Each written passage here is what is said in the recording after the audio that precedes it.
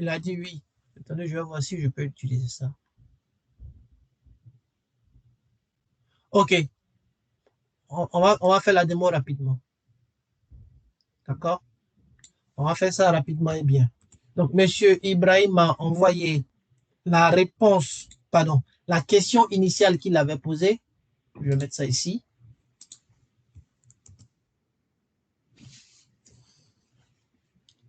C'est pas, je vais le faire, mais je vais vous dire déjà que ce n'est pas terrible. Quand je dis ce n'est pas terrible, c'est que comme il a pris un bout de conversation, ce n'est pas complet, mais on va faire exactement comme ça. Je vais prendre ça, je vais copier, je vais aller là, euh, je vais ouvrir une nouvelle conversation et je vais vraiment faire comme quelqu'un ferait qui fait un copier-coller sur Internet et je vais lancer ça pour voir ce qui me produit. Ça ne donnera pas le même résultat que M. Ibrahim nous a envoyé tout à l'heure, mais ça nous montrera comment un prompt qui n'est pas clair peut donner des choses hallucinantes, quoi. Déjà, vous voyez que le prompt, comme je dis, il n'a pas tous les éléments qu'il faut. Mais je suis sûr que parmi vous, il y a des gens qui font des prompts comme ça. Donc, c'est un exemple de la vraie vie. Donc, une fois que je fais ça, je fais copier, je récupère la réponse et je vais l'évaluer. Et on va s'arrêter juste sur l'évaluation. Donc, je viens ici, je dis, lui, son score ne sera pas bon du tout, je pense. Mais on va voir. Voici un autre texte à évaluer. OK.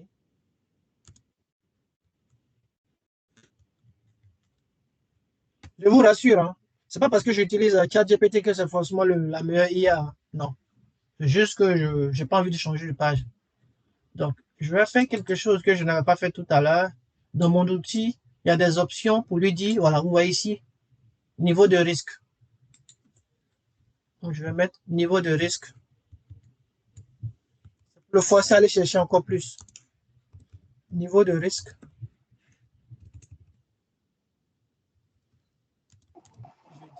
Je dis 0 erreur tolérée. J'ai la flemme.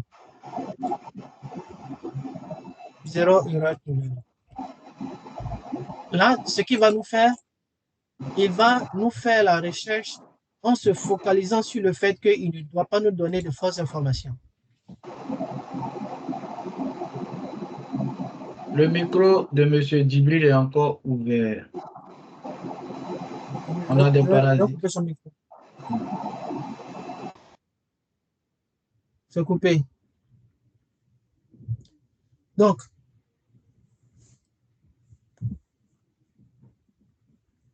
il est en train d'analyser le résultat. Je pense que ça ne va pas être bon parce que là, les scores d'ici déjà ne sont pas bons. Voilà. Il est descendu. 4,8. Si vous vous souvenez, j'avais dit que dans mon outil, moins de 4, c'était à la poubelle. Il n'est pas loin d'être un résultat qui doit être jeté à la poubelle. Mais c'est fait exprès, si vous remarquez. Là, d'ailleurs, c'est un très bon exemple.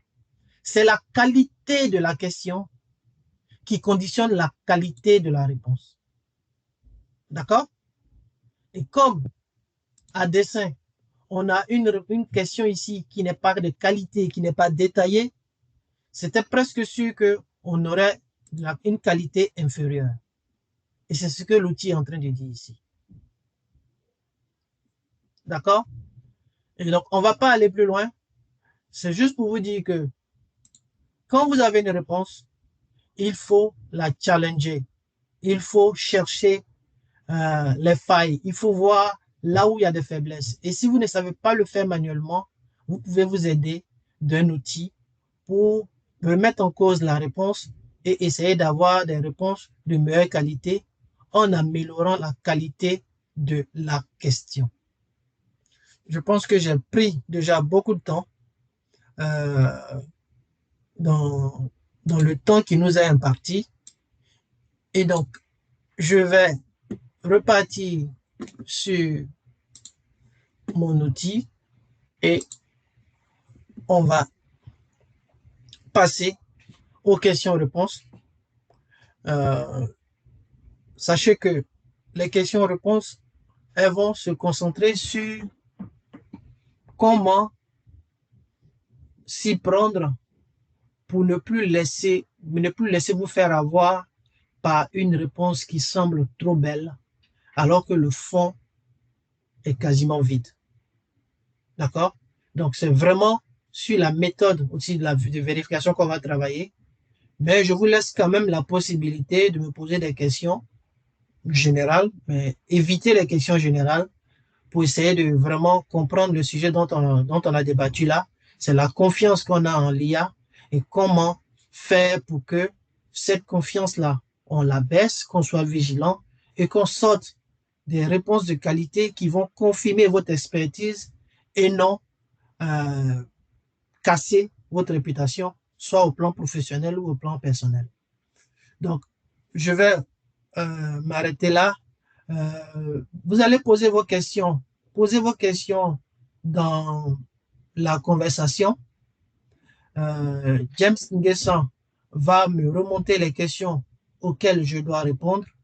Et si on a du temps, on va déjà avant les questions, comment il s'appelle déjà, Monsieur Suleiman Maïga qui a levé la main, je vais le laisser parler. Mais tous les autres, s'il vous plaît, posez vos questions dans la conversation. Donc, Monsieur Suleiman Maïga, vous avez la main levée. Je suppose que vous voulez dire quelque chose. Vous avez la parole. Ok, bonjour à tous. Vraiment, je suis très ravi de la qualité de l'intervention qui m'édifie énormément. Merci, merci. J'espère que vous m'entendez. Je vous entends très bien, vous écoutez religieusement. Ok, merci bien. Ok, j'ai une question. Est-ce que on peut toujours utiliser le même moteur de recherche pour évaluer les réponses données et pour pouvoir trouver vraiment quelque chose de potable? Ok, je vais reformuler votre question parce que je pense que vous vous êtes trompé vous avez parlé de moteur de recherche. En fait, vous dites, je reformule, est-ce qu'on peut utiliser la même IA pour évaluer la qualité de la réponse? C'est ça? Ok, Oui, oui, c'est ça. oui, la réponse simple, c'est oui. Maintenant, je vais ajouter à cela que il est recommandé d'utiliser au moins 2 IA pour faire ces travaux. Parce que les IA, en fonction de la manière dont elles ont été développées, elles ont certaines caractéristiques. C'est un peu comme des êtres humains.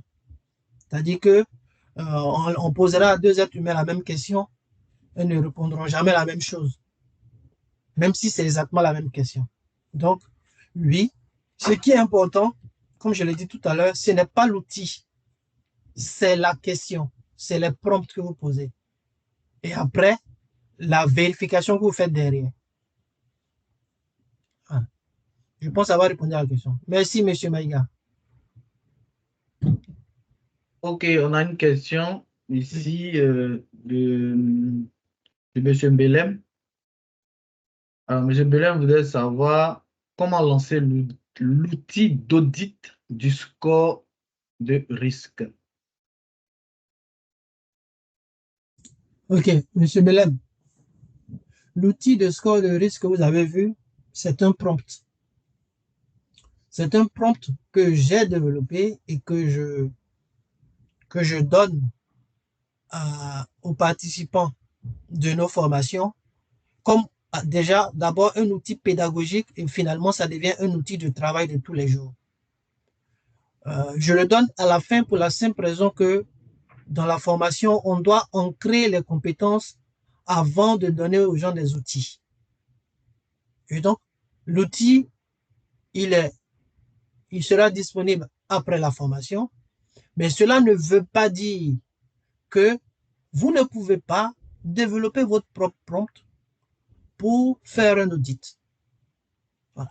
Je vais être vraiment transparent là-dessus. Mais il faut déjà, avant de le faire, il faut y penser. D'accord? Je vais vous donner encore une petite phrase qu'il faut garder. Avec l'IA, la limite, c'est votre imagination.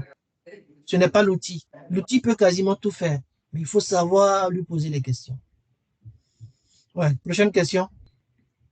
Ok, on a une question de M. Segla qui demande en résumé s'il était possible de mettre à leur disposition les prompts de vérification. J'ai répondu à la question précédente. L'audit ne, ne vous sera pas fourni. L'audit fait partie intégrante des documents, des prompts qu'on reçoit après la formation. D'ailleurs, il y a un autre prompt que j'ai démontré pendant le premier webinaire qui fait aussi partie des outils qui sont fournis pendant la formation. Ce prompt-là fait l'audit de la question. Voilà. J'ai répondu à la question. Ok, prochaine question de M. Kwasi Roger.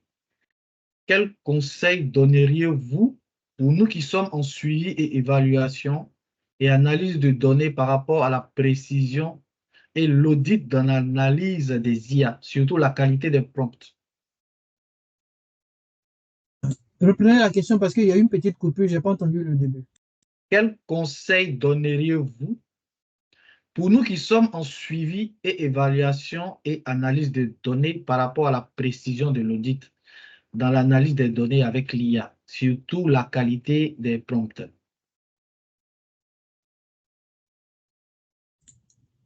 OK. Tout, tout se résume à la fin de la question, c'est la qualité du prompt. D'accord?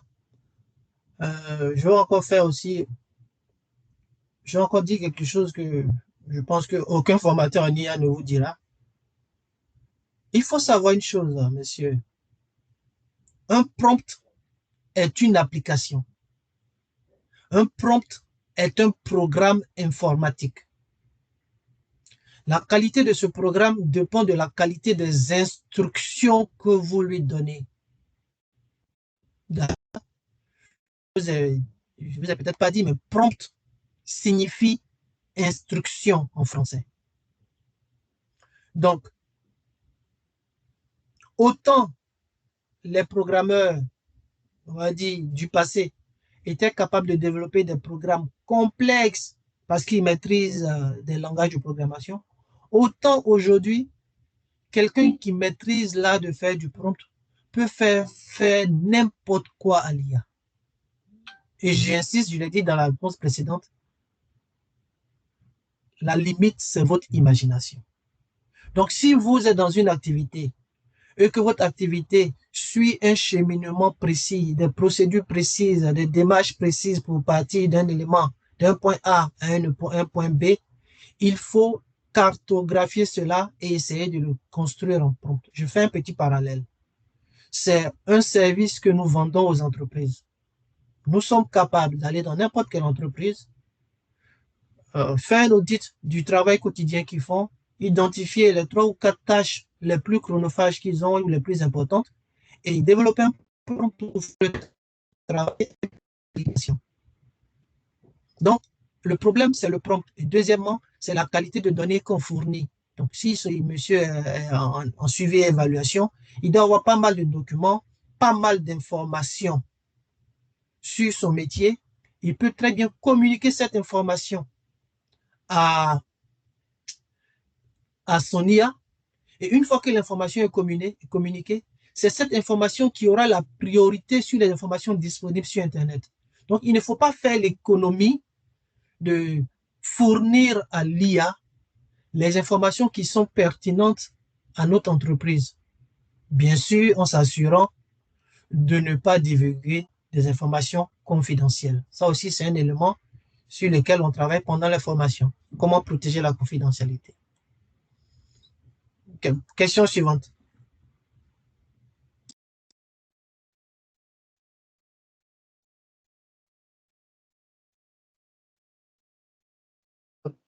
Question suivante. Une seconde.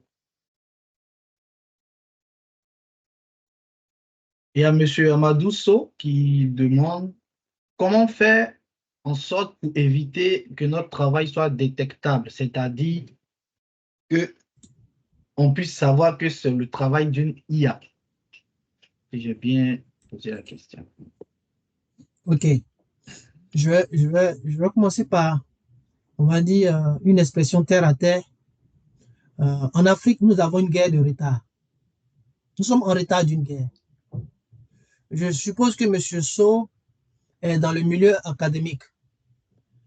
Peut-être qu'il est étudiant et qu'il doit préparer un mémoire, ce genre de choses. Donc, il doit créer de la documentation académique et il craint que son travail soit étiqueté comme étant un produit de l'IA. Je vous donne des chiffres. Fin 2025 aux États-Unis, vous êtes journaliste, M. Sow. OK. Fin 2025 aux États-Unis, 85% des étudiants utilisaient ChatGPT et ça ne choquait personne. Dans le milieu du journalisme, tout à l'heure, j'ai dit que au moins 30 à 40% des articles publiés aujourd'hui sur Internet sont issus des IA. Nous avons développé au sein de l'URIX des outils pour aider les journalistes pour écrire de manière à ce que leur travail, soit facilité, que ça détecte les erreurs et qu'on ne les accuse pas d'avoir utilisé l'IA. Pour information, c'est très facile en 5 minutes d'avoir, par exemple, le style d'écriture de M. Sow, de sorte que tout article sur tout sujet qu'il voudra et qu'il écrira épousera son style qu'il avait bien avant l'arrivée de l'IA. Donc, oui, c'est possible de travailler avec l'IA et de rester original. Et c'est aussi l'objet de formations que nous faisons. Comme je l'ai dit tout à l'heure, la limite, c'est votre imagination. Monsieur Sow, asseyez-vous, réfléchissez à votre processus actuel d'écriture, on va dire à l'ancienne, de la vieille école, et voyez dans quelle mesure vous pouvez la transférer à l'IA. C'est très possible. Prochaine question. Alors, on a M. Mohamed Koulibaly. Donc d'abord, M. Kamboulé, il demande à combien s'élèvent les frais de formation. OK. Avant de répondre à cette question, je vais juste dire qu'on va essayer de répondre. Je vais essayer de répondre assez rapidement, de faire des réponses courtes pour donner la chance à tout le monde de pouvoir poser ces questions. Voilà. Donc, concernant la question des frais de formation, nous avons constaté que nous avons au moins 3 types de participants, 3 types de profils qui sont intéressés par nos formations. Nous avons des étudiants et des sans-emploi. Nous avons des travailleurs et nous avons aussi des PME et des entreprises et des institutions publiques avec qui on travaille. Donc, quand on a 3 profils de ce genre, ce n'est pas pertinent de vraiment donner un chiffre là maintenant. D'ailleurs, à la fin des questions et réponses, on va s'appesantir un peu plus sur la formation pour vous dire qu'est-ce qu'elle contient et comment il faut faire pour participer à ces formations-là. Donc, on donnera un peu plus de détails tout à l'heure. OK, une seconde question pour M. Koulibaly. Dans le cadre de la soumission d'un article scientifique à une revue, le texte issu de la vérification des risques échappe-t-il au logiciel de détection d'IA? Sinon, que faut-il faire? OK. Petite anecdote, il y a 3 semaines, j'ai été contacté en catastrophe par un doctorant dont le texte soumis avait été rejeté parce on le soupçonnait d'avoir utilisé l'IA. Bon, on a fait quoi? En moins de 2 heures, on a réglé le problème. Parce qu'en fait, il faut savoir que même les outils de détection d'IA sont des IA. Donc la première chose, c'est de comprendre comment ça fonctionne. Et la deuxième chose, quand on travaille, il faut éviter. Je vais encore faire un petit clin d'œil à M. Sow pour répondre à la question. M. Sow, je publie beaucoup d'articles sur l'IA sur le web, j'ai même écrit un livre. Et notre magazine, il est à la fois en ligne et en présence, et en chose, comment on appelle ça, papier. Et vous doutez que je suis capable, avec mes compétences, d'écrire un article en 5 minutes. Mais je peux vous dire que chaque article que moi je produis, je le fais en au moins 2 heures. Pourquoi? Parce que je fais exactement ce que je vous demande de faire. Je travaille la question, je fais des recherches, je valide les sources. Quand j'écris section par section, avec plusieurs itérations par section. Ce qui va faire qu'au final, on va se retrouver avec un article qui est de qualité et qui n'a même pas forcément le même style, quel que soit en fonction de la section sur laquelle je travaille. Donc, si on garde nos méthodes de travail classiques, si on est rigoureux, il n'y a pas de raison que l'IA détecte que notre travail a été fait par l'IA.